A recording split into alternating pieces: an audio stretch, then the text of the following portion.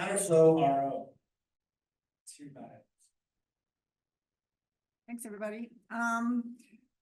This project is being conducted as part of a much larger study where we're evaluating different desalination technologies to desalt very high salinity produced water. In the Permian Basin, I think most of you are familiar with it. The Permian Basin today produces around almost 50% of the oil and gas in the United States. Presently, we're approaching 1 billion gallons a day of produced water. It's around 880, but it's going up quickly. And the challenge, of course, is to dispose of that much water into disposal wells, saltwater disposal wells. So this project was developed by Exxon, Chevron, Conoco, Coterra, and ARIS Water as a way to understand, really drive the cost metrics down, as well as be able to demonstrate the robustness of being able to produce a very pure water that could be used in a lot of industrial applications, in non-consumptive ag applications, as well as for environmental restoration. So we have one of the things that I wanted to make sure people are aware of. The oil companies have not accepted any funding from NAWI for this project. This money all goes to two universities, Texas A&M and New Mexico State, to do this research. And this project overall has been operating since about August of 2023. We can operate 24/7. And we've been testing the counterflow RO technology since last April timeframe. And the work that the universities are doing was isolated to about a 30-day test run in November of this last year. And then they have collected the membranes and things for the autopsy work and so on from that test period. So what are we trying to solve? We're trying to optimize the CFRO technology to reduce scaling and treatment cost and use predictive modeling and membrane autopsy to refine the pretreatment and desalination. So they are about probably 2/3 the way through the work, and that's what I'm really going to work on presenting today. So my role in the project, I'm the chief scientist for ARIS Water, and I manage the technology side of the overall study.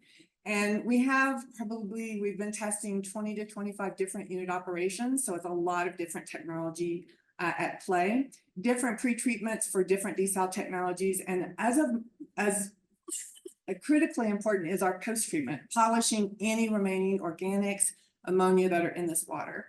So the water quality that we work with, Arian gave a demonstration. The produced water in California is about 18,000 milligrams per liter. Our water is about, at this particular site, is about 140,000 milligrams per liter. And we are trying to achieve a levelized cost of water of $1 a barrel of permeate. And it's considering that today's technology is between $2 and $3 per barrel, we have had a very significant hurdles to overcome. But we've made great progress. We have demonstrated, that we can use this technology. We operate at 1200 PSI to provide water quality of under 500 milligrams per liter post-treated. That does pass all toxicity testing, both acute and chronic toxicity of multiple different marine species. The pretreatment system for the CFRO specifically includes a dissolved air flotation, which we commonly use for all of our recycling activities in the Permian Basin. Today, very little surface water, brackish water, or groundwater is used for frac operations. It's all recycled produced water. And as part of that treatment, we use DAF commonly. We follow the DAF in this application with a walnut shell, a ceramic UF with cake layer filtration, a pack layer, and decarbonation. One of the things that we haven't been able to successfully remove in pretreatment is acetic acid. We do have quite a bit of acetic acid in this water. We also have, for instance, around 500 to 700 milligrams per liter of ammonia in the water. So it's a lot to do. We also have boron. Of course, we have about 100 milligrams per liter of boron. The RO system does a good job, but if you are probably aware, if you're trying to do both ammonia and boron, you're operating at different pH levels, and so it's a bit tricky to manage good removal of both of those. So this kind of just gives you a simplified flow diagram. I'm not going to spend a lot of time on this. There is one error I want to point out in this slide, though, that I didn't catch until this morning, and that is that the pretreatment system shows only oil and gas removal of 95%. It is virtually 100% oil and grease removal. That was just an error in their calculation based on the detection limit in the sampling. So we also have dissolved manganese that we had to remove. We do use a green sand filter today. We are debating whether we really need it. We're working on, it's very hard in the field to analyze for manganese at under a 1 milligram per liter when you've got 140,000 milligram per liter of background salinity to work with. So we're getting some new instrumentation on site that to better be able to analyze that. So this gives you just a couple slides of kind of the reduction of two factors, of course, that we're following through the system: turbidity and iron, just to give you a sense of kind of the different treatment steps and kind of the level of removal in each of those. We do achieve, a very good removal. The UF PAC system has been incredible. We've really enjoyed getting to understand that system very well. Buddy Boyson is here from Garver. He's serves as the principal design engineer for this facility. And I think our team, he can further attest, our team has just loved getting to know this technology and how well it can act in this type of an application to pre-treat this water. So a bit more information about the SDIs. In general, our SDIs are very good. You see a couple of spikes there of 5. We are evaluating. We don't normally see this. It's usually when our cartridge filters have a problem. We've got some biogrowth in a feed tank that's downstream of the UF, which isn't a great strategy, of course, to have that tank in there, but we do get biogrowth from time to time. So anyway, that's one little area that we're continuing to work on. Here's some of the results from the EDS.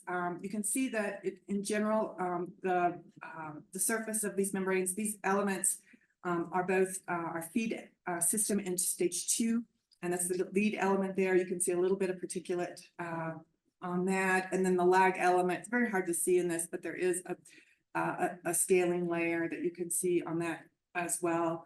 And these membranes had been in operation from that April timeframe. They were pulled out in December.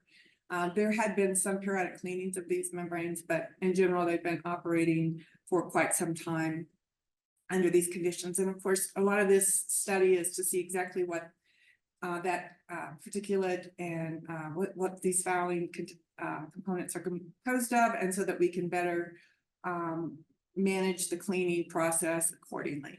So here's some of the findings that have been helpful, and both OLI has acted to model the scaling potential of this water.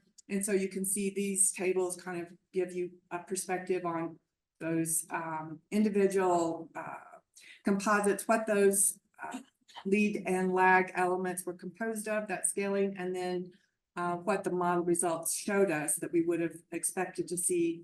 And there's quite a wide array of contaminants that you see there in the scale. One of the challenges of being able to autopsy these membranes is ensuring that you don't have any of the background water, because it is so saline. If you don't get all the background water off of the membrane, then in fact, when you do the analysis, you will in fact see some of those salts showing up. So there's a bit of a technique in fact how you do the autopsy, and then how you prepare them for this type of analysis. But both universities have been doing this work. This is the scaling work. The fouling work is now underway, and we would expect in the next quarterly report to be able to report on some of that. So one of the biggest challenges that we've had is when we designed the system a few years ago, we expected water of a salinity of around 120,000 milligrams per liter. At this particular site, we've seen a steady increase in salinity over the last year and a half to now that we're operating at generally around 140,000 milligrams per liter. That has in fact limited some of our overall recovery. The 1200 PSI is just a fundamental limitation that we have at that high salinity. We're also trying to distinguish between, a limit on our net driving pressure versus concentration polarization. We have diluted the feed water down to more than 120,000 milligram per liter, and we do get up to that 48. I think we did hit 50% recovery a couple times, but normally between 45 and 50% recovery if we drop that inlet salinity down to 120,000 milligram per liter. We are scaling this technology up quickly. We are looking to go to full-scale commercial facilities of this or some of the other technologies we're testing by 2027. Again, these oil companies are all contributing to these first projects. We're going to be doing it as a consortium to work together. And there's still things we're figuring out. I mean, that's why we're continuing to pilot. It's a very expensive pilot operation to run. We have, 24/7 safety folks on site, 3 operators, 24/7. It's a fully lined site. Spills, can reach the ground. For instance, it's a very, very controlled site, as well as the amount of water quality analysis. We run around 530 analytes each month of the finished water, and then multiple different analytes throughout the system. So it's an expensive endeavor to undertake, but it's lots of fun. So anyway, I'll turn it over for questions. Questions? I see Chris back there. Andrew, see Chris over there. Thanks.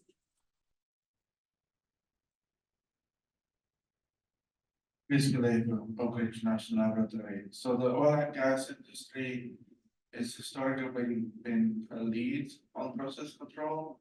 And since you mentioned predictive control at the start of your presentation, I was curious if you rely on the expertise with the oil and gas partners to set that up, or are you doing this separately from it? One of the things about the Permian Basin that's really unique compared to other basins in the United States is because we produce so much water that we have developed the infrastructure to move all this water around. So there's no trucks or very, very few trucks on the road. We pipe everything. And so it's a very, it's not homogeneous in terms of what reaches you in the pipe, but there is still significant fluctuation in quality, even in a pipe system. But in terms of the, there's 2 different things going on. Is the water quality changing, and therefore we need to be reactive to those changes, versus is the performance of the membrane, for instance, changing as a function of normal use in this very challenging application? And how do we have to then manage, clean, and run the system? So the predictive techniques that we're really developing are really more around the membrane performance itself, as opposed to using any techniques than the inlet water quality. Though we have started doing some testing with an online iron analyzer, for instance, that would give us feedback directly to the front end of the system to give us better indication of all of our chemical dosing. Chemical dosing is a significant piece of our cost. So getting all of that right in the system, obviously, and tuning it to the inlet water quality is a goal. But other than that, not a lot more other than that right now. Any other questions for Lisa? Adam? Or Larry, Spanish rating. Hi, Adam Mattia. Nice to meet you. Are there ways in which you think process modeling could help resolve some of your challenges, going beyond maybe just doing whole live simulations to predict scaling formation? One of the things that OLI, of course, acknowledged early on is there's not a ton of data for operation of these highest salinities, right? How do all of these salts interact? Interestingly, if you look at our water, we don't have very much silica, maybe 15 milligram per liter in the inlet.